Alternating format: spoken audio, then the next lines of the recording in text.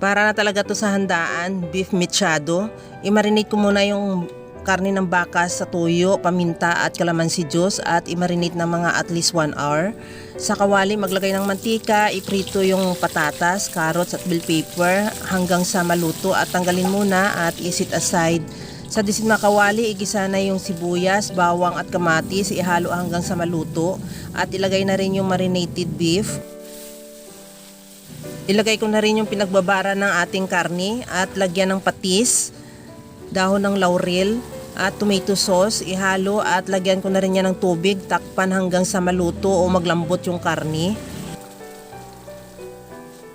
Ilagay ko na rin yung gulay at lagyan ko rin ng cheese at asukal. Ihalo hanggang sa mag-melt lang yung cheese at ready to serve na yan yung ating masarap na beef mechado. Mga kalasa, huwag kalimutan mag-follow and thank you for watching. Bye-bye!